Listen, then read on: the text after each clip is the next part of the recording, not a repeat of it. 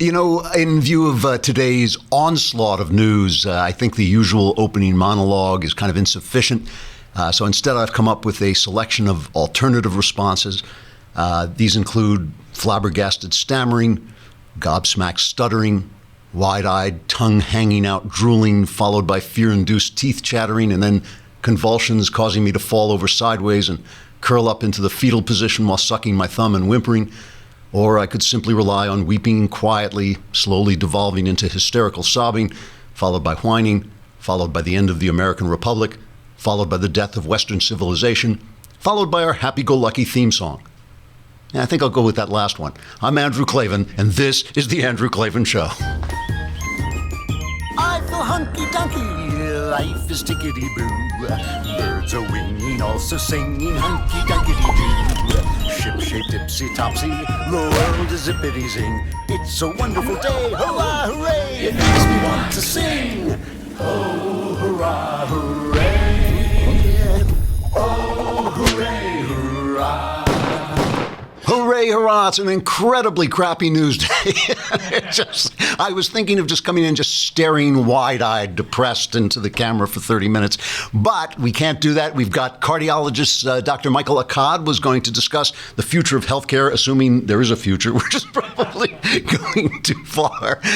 And first, you know, in my copious spare time, what I call my copious spare time, which is actually my other profession, I'm coming to the end of writing a novel, and so this incredible news onslaught, and the fact when you come to the end of writing a novel, it is just it's an incredible amount of mental labor. I do believe it is the hardest work there is. And because the business has changed so much, I've been thinking of all these alternative ways of releasing this novel because I feel like publishing is a dying business. I feel like old-fashioned way of releasing novels that you don't get to the people you want to get to. So I've been using this sponsor that we have, Skillshare, and I've been looking up their various different ways that, you know, what it is it's basically a website that has all these instructional videos and all kinds of subjects, from things that you would use in business to things that you would just do as a hobby, and some of them are for writers. So I downloaded things that were for writers that were about like marketing, new ways of publishing and all this, and it really is good. They're very short. You know, they're short. Each video is kind of short, like maybe 10 to 15 minutes, but then you're getting like 2 weeks of video, so it's like an instructional class. And if you're thinking of changing jobs or just doing what I'm doing, kind of innovating in your job, or just want to look up a new, learn new things, learn a new hobby, it really is a very cool place to go. It's basically just this huge online learning community, I guess you'd call it, and anything from social media marketing, which is something I have to learn about, logo design, street photography, and it's unlimited access to all of this for a low monthly price. So you never get into that situation like you get in with those apps, in-app purchases. You never get that. So you're not like in the middle of a class and they go, yes, but if you want to hear the real stuff, you got to pay more. It is one low monthly price and you get it all. There are classes that in Adobe, how to use Adobe Illustrator, street photography, email marketing, branding, web design, public speaking, all this sort of stuff. And Skillshare is giving my listeners a month of unlimited access absolutely free. So you can try it out. You go to www.skillshare.com/Andrew to redeem your free month. www.skillshare.com/Andrew to redeem a month free. Good stuff. Wow. Really, yesterday, it was a bad day, and this is a bad day, I have to say, politically. You know, they used to say that the Democrats were the evil party and the Republicans were the stupid party. And now it's like the Democrats are like the satanic party and the Republicans are like the brain dead party. It's like everything has become like more and more what it is. Nothing has changed its nature, but it's just their nature. Their nature has been pushed to the wildest extreme. So obviously, I'm sure by this time everybody has heard the appointment of Robert Mueller, the former head of the FBI, as a special counsel to investigate all things Russia. And this is the thing I've been saying all this time that they shouldn't do. I still believe they shouldn't do it. I believe it is. Look, nobody knows the future. So one of the things I'm really against is I'm against despair, and I'm against predictions of disaster that lead to despair. But you can say when you think something is a mistake and think something is going to go wrong. You know, it's not. This has nothing at all to do with Mueller himself. How do you pronounce this? Mueller or Mueller? Is it Who knows? We'll call him Mueller. Nobody has anything bad to say about this guy. He was the FBI head for like a week when 9/11 happened. He had just moved in. And 9/11, a lot of people don't know this, 9/11 transformed the FBI especially, but it transformed all our security services. The FBI was, the J. Edgar Hoover guy who did the federal crime. So if you robbed a bank, that's a federal crime. If you kidnap somebody, that's a federal crime. The FBI came after you, and suddenly, no more. It had to be utterly transformed into the agency that stopped people from killing us in the name of Allah. That is basically what happened. And Mueller was the guy who oversaw that. He apparently did a great job. He was not only the director under Bush, George W. Bush, but Obama asked him to stay on and then asked him to stay on an extra 2 years. So instead of the usual 10-year term, he was in for 12 years. And so it has nothing to do with him. It has to do with the nature of special counsels. I mean, if you remember, Patrick Fitzgerald, same thing. When he was appointed, it was what a wonderful guy he is. All sides, everybody loves him. He was the special counsel who went into the Valerie Plame affair to investigate how Valerie Plame's name was exposed to the press. A completely bogus scandal, in my humble opinion. This was a completely bogus scandal. Valerie Plame's husband wrote a story saying that George W. Bush was wrong about Saddam Hussein trying to get yellow cake. That story was exposed as wrong, and to throw the public off. Remember, because they were doing some of the same stuff to W that they're now doing to Trump. To throw the public off the scent, they invented this like baloney scandal about Valerie Plame. Patrick Fitzgerald came in. Everybody said, "Oh, good man. He has integrity." And then Fitzgerald went nuts, and he was investigating everything, and it went on and on and on. And in the end, it turned out that the Bush administration had absolutely nothing to do with the exposure of Valerie Plame, and they wound up convicting Scooter Libby for all this crazy, the perjury charges and obstruction of justice, and what sounded really to me like just a mistake he made. It was awful. I mean, Vice President Cheney was furious with Bush that he didn't pardon Scooter Libby. The whole thing was just a disaster. And remember, the Democrats were calling it Fitzmas for Fitzgerald. They were saying Fitzmas is coming when the whole Bush administration is going to be brought down, all the war crimes are going to be exposed and all this stuff. And even though it was disappointing, I can't remember how long it went on, 14 months, something like that, really long time. Even though the Democrats were disappointed and they didn't get the impeachment and they didn't get the destruction of Bush, they got a lot of distraction. And that doesn't happen because of the guy who's in charge, the special counsel who's in charge. It happens because he's got to staff his investigation, right? He's got to staff his investigation. And who comes in to staff his investigation? All these young guns who are hungry to make their name, ambitious and all this stuff. They want a criminal investigation. The president is the biggest target. My instinct, it's only an instinct. Obviously, nobody knows. My instinct is that Trump himself hasn't done anything particularly wrong, especially in this Russia thing, but he can investigate anything he wants. And if you think for a minute that this is going to quiet things down for longer than a day, forget about it. I mean, if you heard the statements that the Democrats were making, this is a good first step. Almost every one of them said this is a good first step. We know what the second step is, tar and feathers, and then they carry you out and throw you in the Potomac. That's the second step.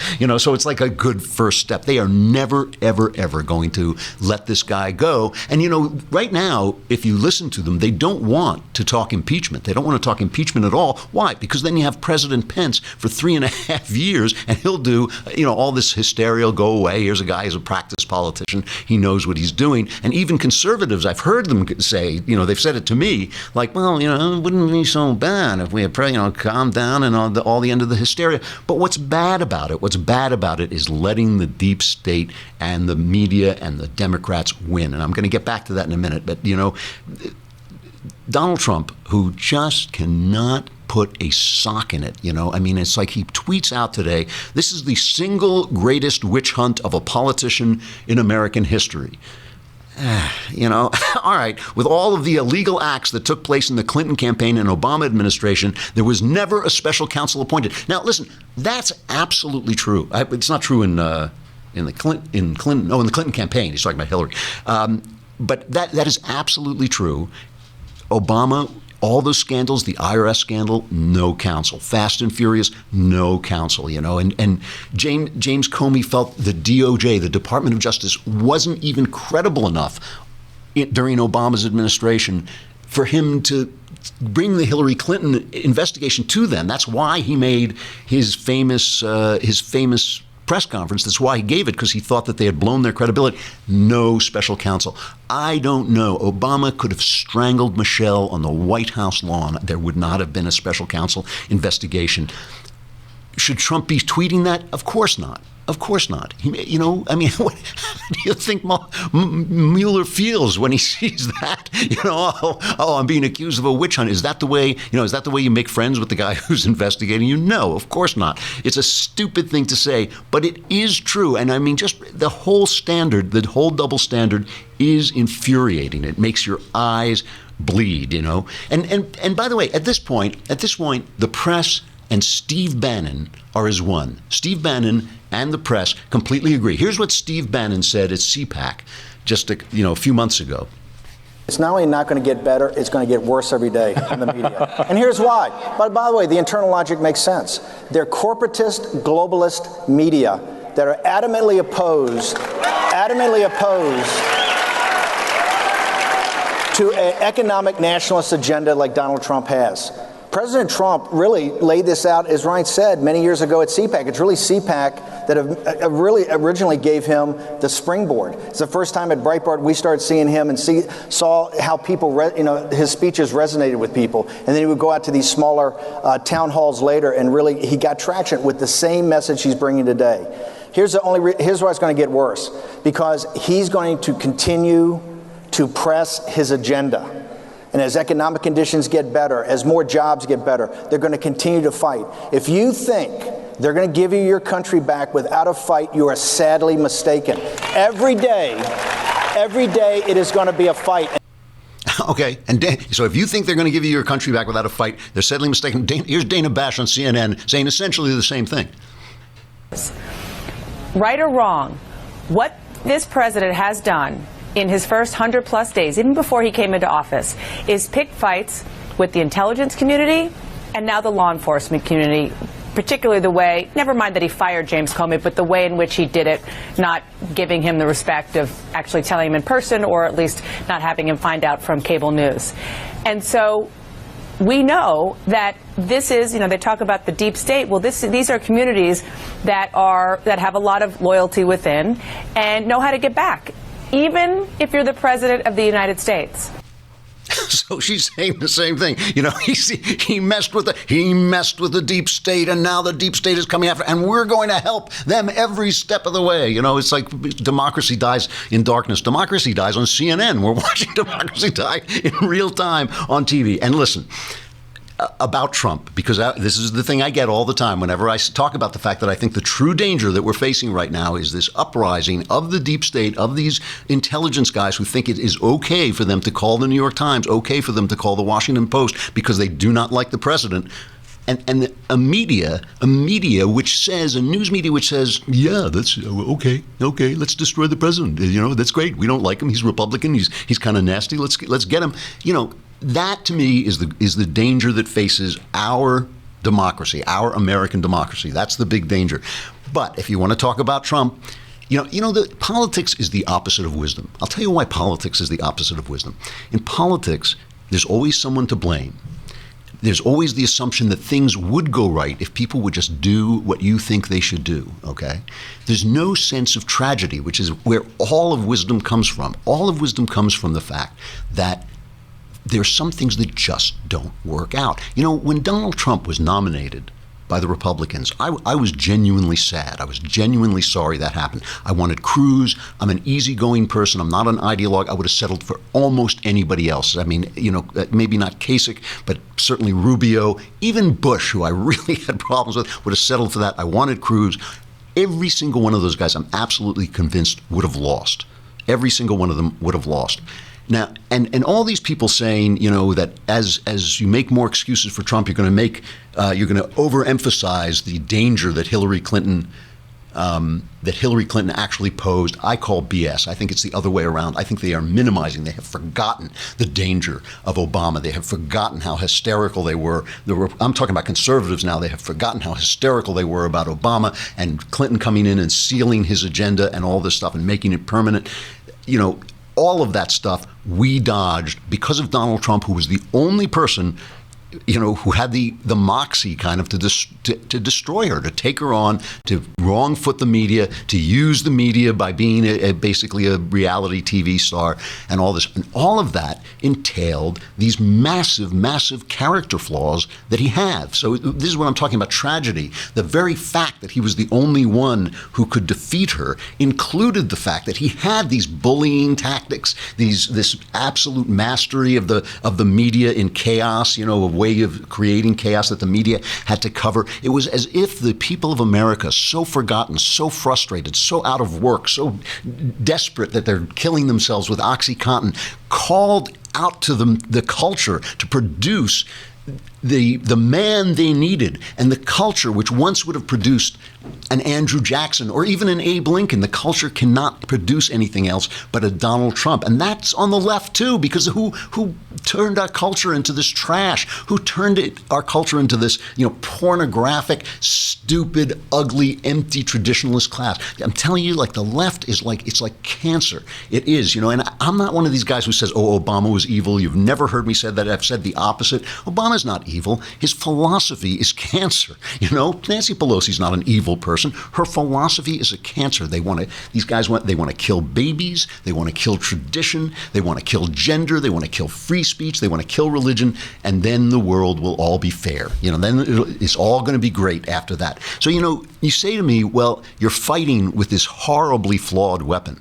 And I say to you, I would fight them with a stick. I would fight them with a handful of dirt.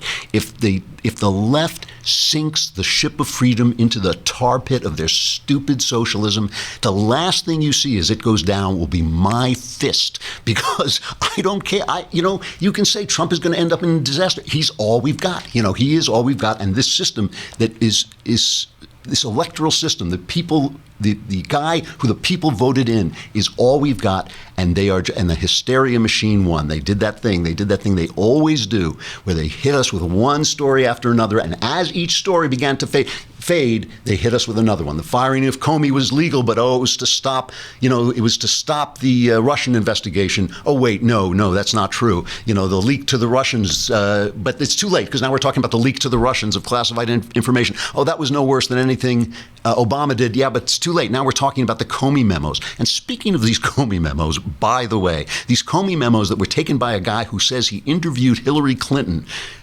He interviewed Hillary Clinton on the email scandal and didn't take any notes. He didn't take any notes, right?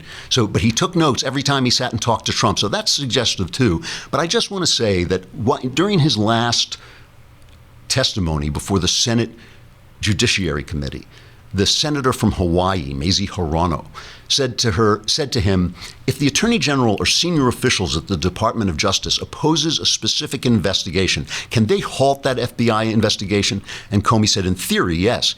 And she says, has it happened? And he says, not in my experience, because it would be a big deal to tell the FBI to stop doing something that without an appropriate purpose. I mean, where sometimes they give us opinions that we don't see a case there, or so you ought to stop investing resources in it. But I'm talking about a situation where we were told to stop something for a political reason. That would be a very big deal. It's not happened in my experience. Okay, that's what Comey said. So it's another nothing. And so you can blame Trump for this, and Trump made so many mistakes. And truly, truly, truly, take that phone away from him.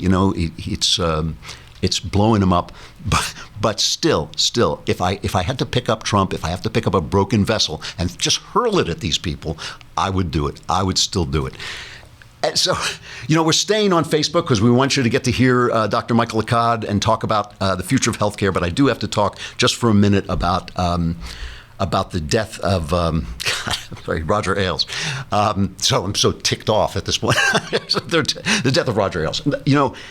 There's so much stuff to say about this, but I am not going to be solemn or somber about it. I didn't know the man. I had no experience of him whatsoever. So I'm not going to, there are people like Rush Limbaugh who can talk about him personally. I can't do that.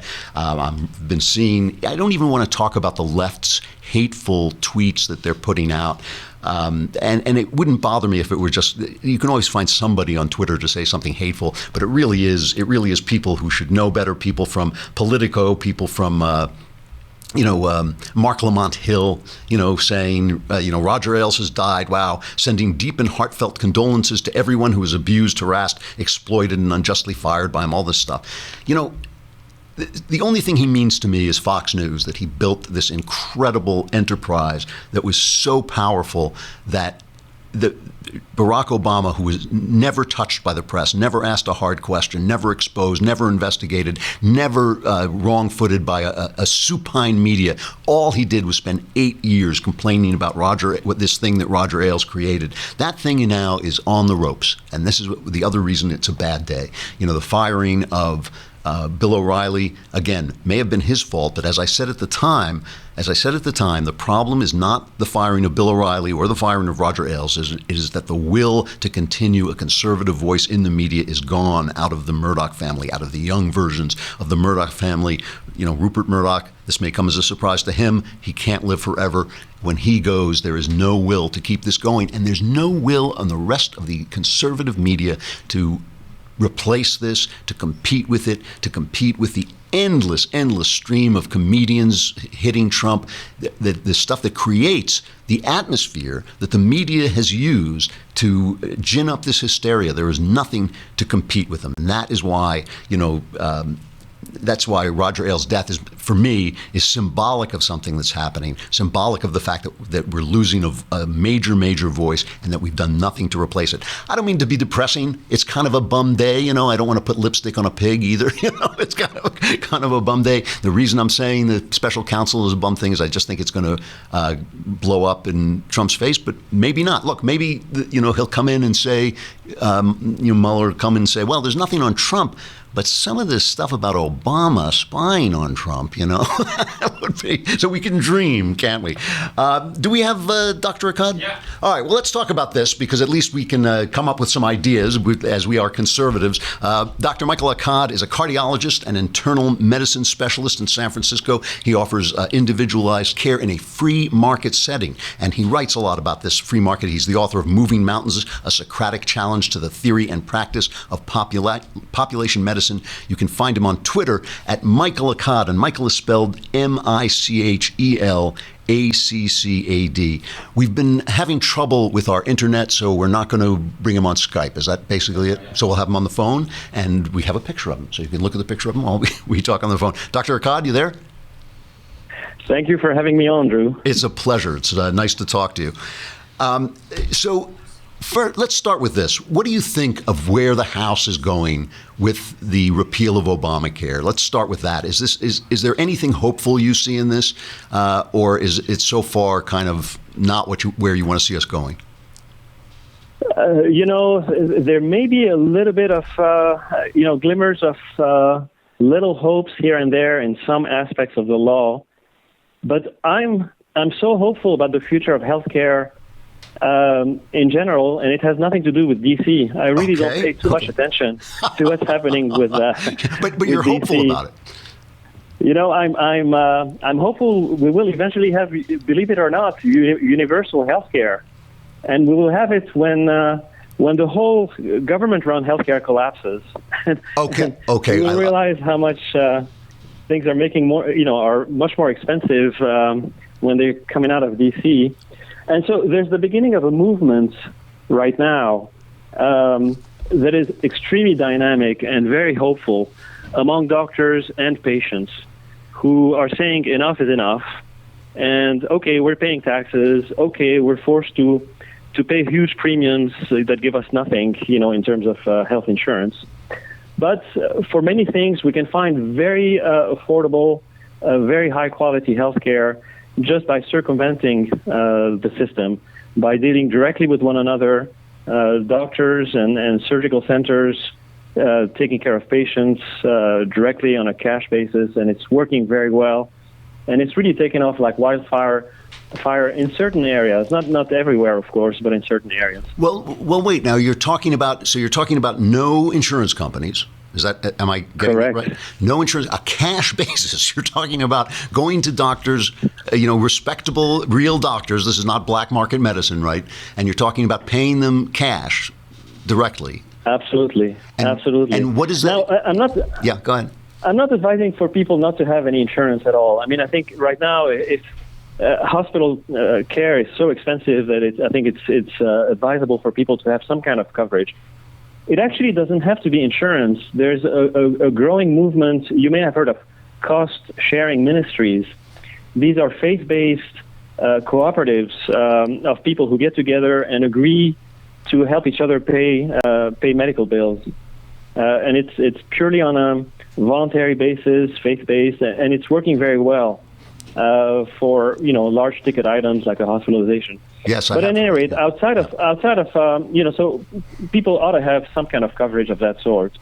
But otherwise, for regular, day-to-day medical care, especially primary care, but also some outpatient surgery, you can have excellent care if you pay cash.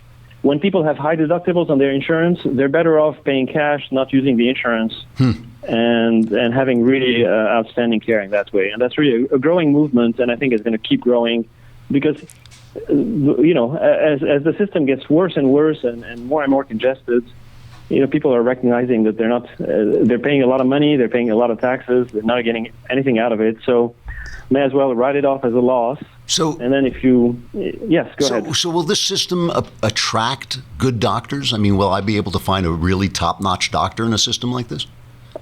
Absolutely. I mean, I think it attracts the doctors, not only who are good, but who are willing to do what's right for the patient. Because most doctors who do this are actually doing this at a financial risk. Yeah. It's a lot safer to stay within the system. It's a lot safer to be on a panel, on a network, on an insurance network, or to get money from Medicare and things like that. It's a lot safer. But it puts you, as a doctor, in a conflict of interest. If you get paid by the insurance, then really all you are is you're acting as a subcontractor for the insurance company. Right. Or as a subcontractor for the government. So if you want to do right for the patient, you need to be paid by the patient. That way you're accountable to the patient. So now, I think you will get the best doctors in that system. So now, to bring up the poor, I mean, what always happens is the news guys, bring out somebody who can't afford health care. His kid gets sick. Maybe he's irresponsible, but now we've got a sick child on our hands. How does this system serve him?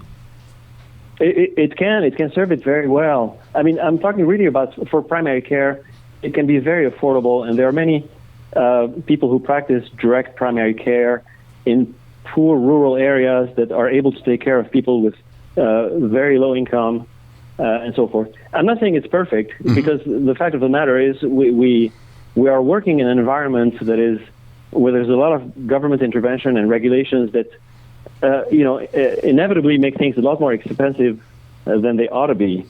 But nevertheless, there is care available. It's not for everything. Obviously, if you have a child who is really sick, who needs to be hospitalized, he needs to get hospitalized. If they don't have insurance, eventually the state will pick up the bill, through medical programs and things like that. So there is right now a safety net for kids. The people who are hurt the most are, middle class people who are self-employed or are not getting their benefits from their employers, and they need to buy insurance at a very, very high cost.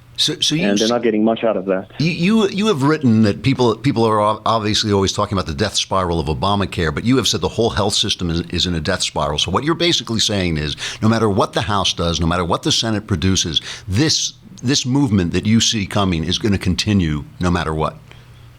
Correct. Now, the House, the government could help this movement by deregulating to some extent, or to as large an extent as they can. I mean, I'd be happy if they deregulated totally and got out of it altogether. But they can facilitate things. For example, right now, if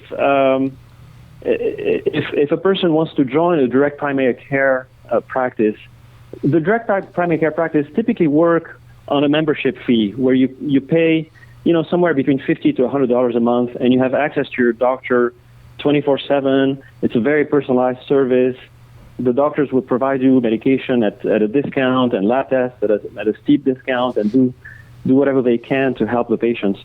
Well, the membership fee cannot come out of a health savings account right now by law.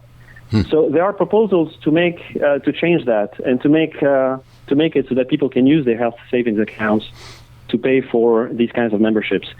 So there are laws that can, the laws can change. State laws could change to make it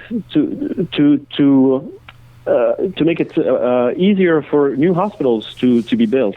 More free market-based hospitals. I mean, that is possible.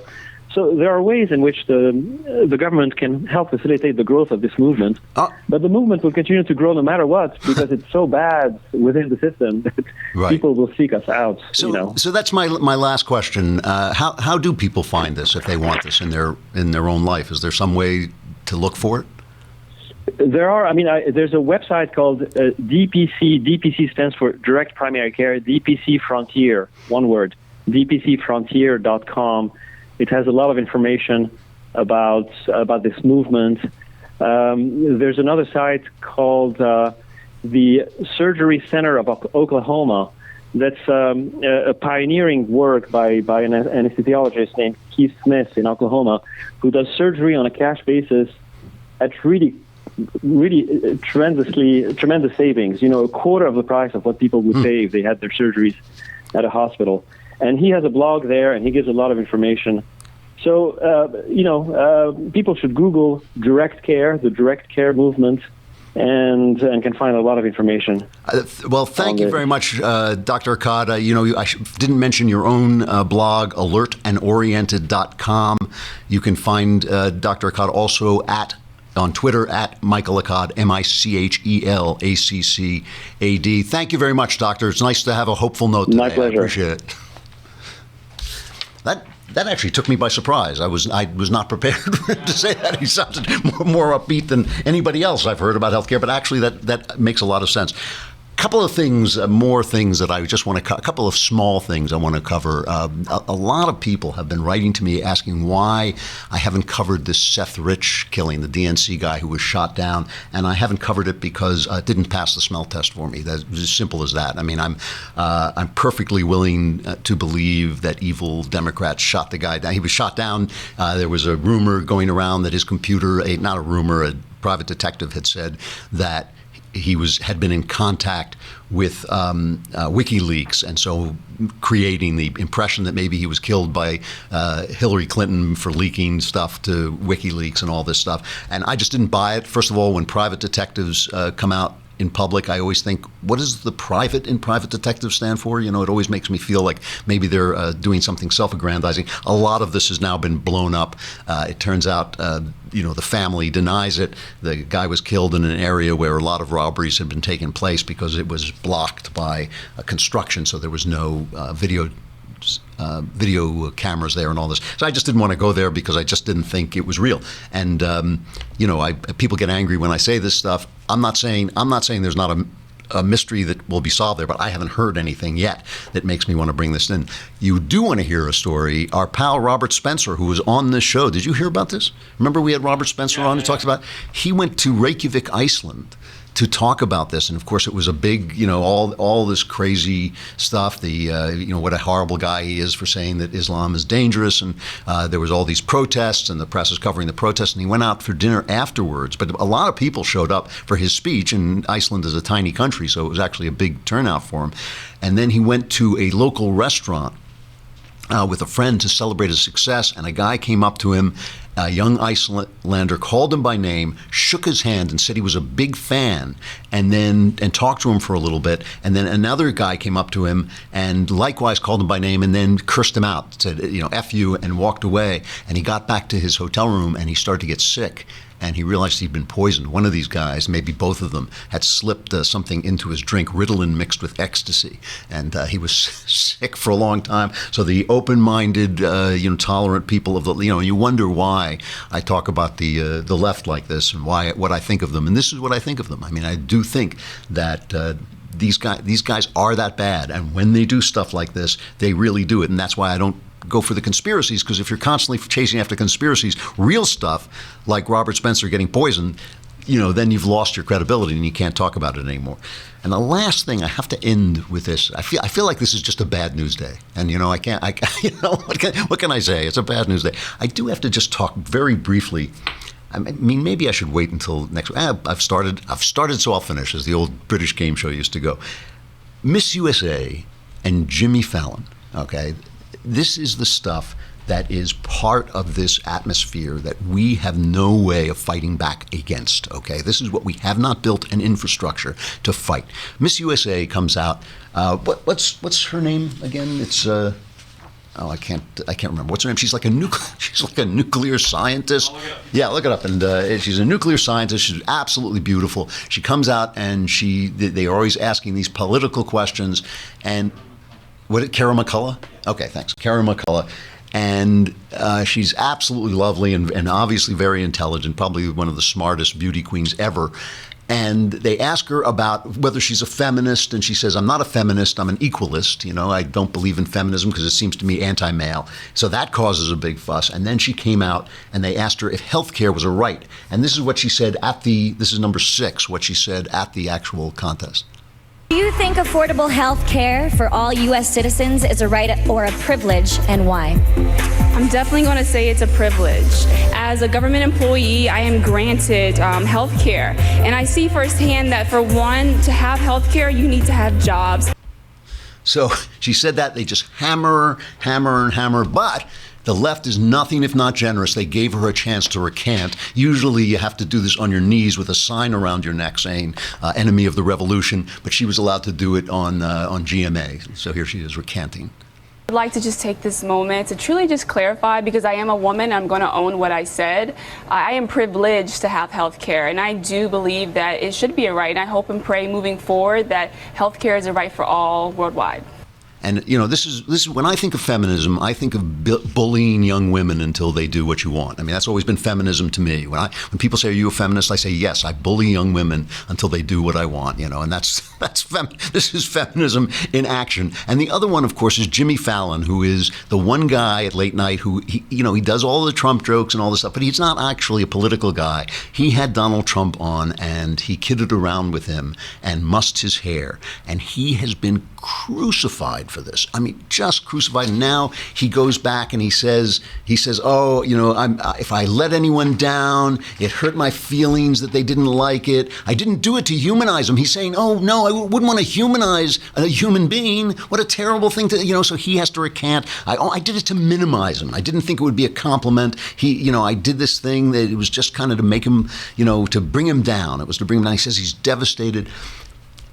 This wouldn't be happening if these guys had anywhere else to go. If they didn't have, it's not, as I keep saying, it's not only the networks, right, that are all owned and operated by corporations, and big corporations are all going to be leftist because big government and big corporations go hand in hand. That's a good thing for big corporations. All this stuff about helping the little guy, not so. Remember, 95% of profits during the Obama administration went to the top 1% during the Obama administration, okay? Socialism always divides people into two, the powerful and the rich, and the poor. That's the end of socialism, always and forever. It is capitalism that has this striated, stairway where you can keep moving up if it's free market capitalism and not crony capitalism.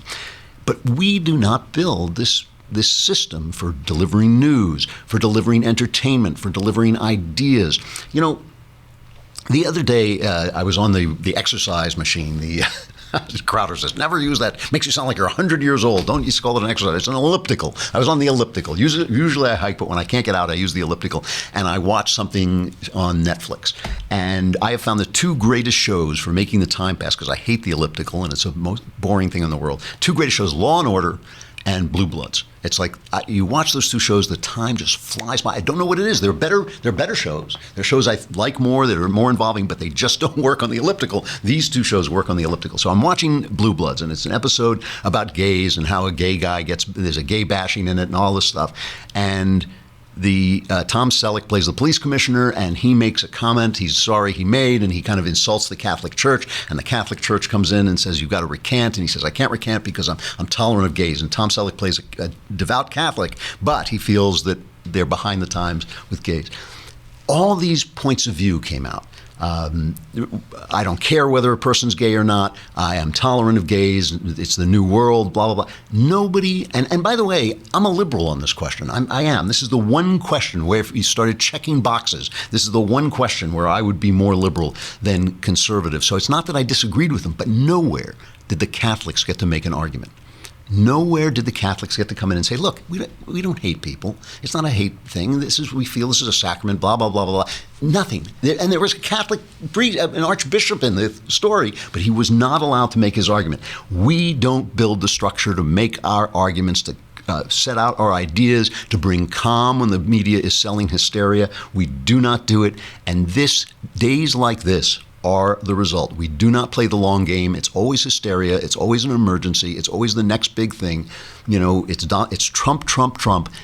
Whatever it is, whatever is the thing that's going on today, we do not build the structure that we need. We got to start, or we're going to lose the country. And it's close. It's very, very close. I hate to leave you with that, but I'm sending you in to the Klavanless weekend on a Klavanless end of a Klavan week. What can I say? It's just things don't always go the way you think they ought to go, and that's life. Hey, it's in God's hands. It will all will be well, and all manner of things will be well. I'm going to end with a song from the 1950s. I love this song, and the guy who sings it has just been utterly forgotten. The song's called Good Night, My Love. Has anybody heard this before? No. See, nobody's heard it. 1956. And it was originally recorded by this guy, Jesse Belvin. You listen to his voice. He has such a good voice. And the piano on the cut is Barry White, who I don't know if people know anymore, but he must have had 100 gold records. I mean, he was one of the biggest funk and soul singers ever, Barry White. So he's the piano on the piece. But it's just a beautiful little song. Good night, my love. We extend this to the nation as it sinks into the the semi-eternal darkness of the Klavanless weekend. Survivors will gather here on Monday, and we will move forward. We have great guests, more to say. I'm Andrew Klavan. This is the Andrew Klavan Show. Stay alive. Come back. Good night, my love. Pleasant dreams and sleep tight, my love.